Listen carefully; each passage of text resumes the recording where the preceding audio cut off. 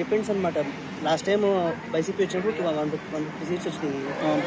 So సంక్షేమ పథకాలు కూడా బాగా ప్రజల్లో సక్సెస్ అయ్యాయని చెప్పి కూడా వినిపిస్తుంది. అలాగే స్కూల్స్ ఇవన్నీ కూడా బాగా డెవలప్ అయ్యాయి. వాలంటీర్ వ్యవస్థ కూడా, అంటే ఇండియాలో ఏ ప్రభుత్వం కూడా వాలంటీర్ వ్యవస్థ అనేది పెట్టలేదు. సో అది మాట్లాడుకుంటున్నారు పాజిటివ్స్. ప్రతిపక్ష పార్టీలేమో నెగిటివ్స్ చెప్తున్నాయి. సో మీ వరకు మీరేం చెప్తారు?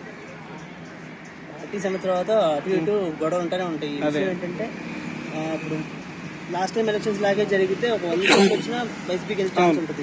లేదు అని అంటే మాత్రం వీళ్ళ స్ట్రాటజీ కరెక్ట్ గా వర్కౌట్ అయితే టీడీపీ గెలిచే ఛాన్స్ ఉంటుంది. టీడీపీ జనసేన మీద ఒపీనియన్ ఏంటి సార్? టీడీపీ జనసేన మీద అంటే అసలు ఓవరాల్ గా ఇక్కడ ఫైట్ జరిగే మెయిన్ విషయం ఏంటంటే, నేను చెప్పచ్చు తెలియదు ఇట్లాంటి లైవ్ లో, బట్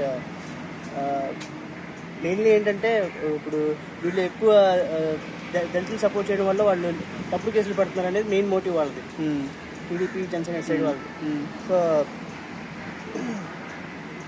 సో దాని ప్రకారంగా వీళ్ళు స్ట్రాటజీ ఎలా చేసుకుంటున్నారు ఏంటి అనే దాన్ని బట్టి వీళ్ళు గెలిచే ఛాన్స్ ఉంటుంది. డిపెండ్స్ అనమాట. ఎగ్జాక్ట్లీ నేను కూడా చెప్పలేను.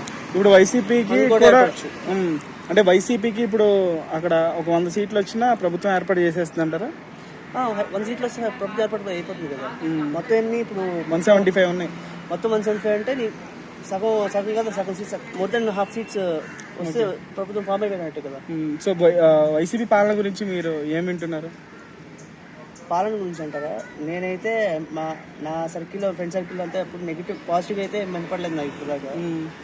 అందరూ రకరకాల నెగిటివ్ గానే చెప్తున్నారు. మరి చూడాలి, డిపెండ్స్ అనమాట. కొంతమంది పాజిటివ్ కూడా మాట్లాడుతున్నారు. సో రెండోసారి కూడా, అంటే ఏ ప్రభుత్వం అయినా 2 సార్లు రావడం అనేది కామన్. సో ఇది కొత్తగా ఇప్పుడే ఫామ్ అయింది కదా. సో రెండోసారి కూడా వస్తుంది అంటారా, లేకపోతే ప్రజల యొక్క ఆలోచన ఎలా ఉంటుంది అంటారు?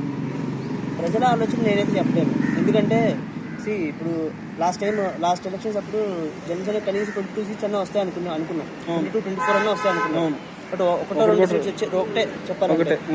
ఒకటి కూడా తర్వాత వైసీపీలో వెళ్ళిపోవడం జరిగింది.